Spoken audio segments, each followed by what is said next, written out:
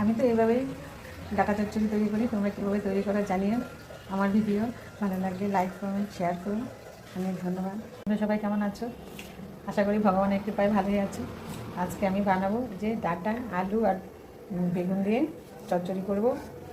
সবাই ডাটা চচ্চড়ি করে, তবে আমি কীভাবে করি সেটাই তোমাদের সঙ্গে শেয়ার করছি। এই যে এখানে পেঁয়াজ কেটে রেখেছি, কাঁচা লঙ্কা গোটা কেটে রেখেছি, সর্ষে বাটা এখানে রয়েছে, এখানে একটু লঙ্কা পেস্ট করে রেখেছি। তেল গরম হয়ে গেছে, কড়াই তেল দিয়ে দিলাম, তেল গরম হয়ে গেল। পেঁয়াজটা ভাজবো, পেঁয়াজটা লাল লাল করে ভাজতে হবে। আমার পেঁয়াজটা ভাজা হয়ে গেছে, এবার এই ডাটা আলু বেগুনটা দিয়ে দেবো, দিয়ে এবার একটু নেড়ে চেড়ে নুন দেবো, একটু হলুদ দেবো, দিয়ে নেড়ে চেড়ে এবার খেতে দেবো। এবার সেদ্ধ হবে। এই যে ডাটাটা আমার সেদ্ধ হয়ে এসছে, এবার দিয়ে দেবো যে লঙ্কাটা বেটে রেখেছিলাম, ওই লঙ্কাটা ঝাল ঝাল করবো।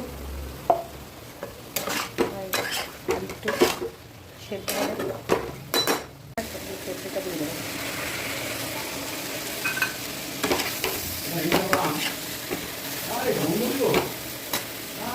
আমার চচ্চড়িটা রান্না হয়ে গেছে, এবার একটু কাঁচা সর্ষের তেল দেবো উপর দিয়ে। তোমরা কি আমার মতো এই চচ্চড়ি বানাও নাকি একটু কমেন্টে জানাবেন। আমি তো এইভাবেই বানাই। অনেক ধন্যবাদ। এই যে লাস্টে একটু চিনি দিয়ে দিলাম, এবার মিশিয়ে টিশিয়ে নামিয়ে ফেলবো।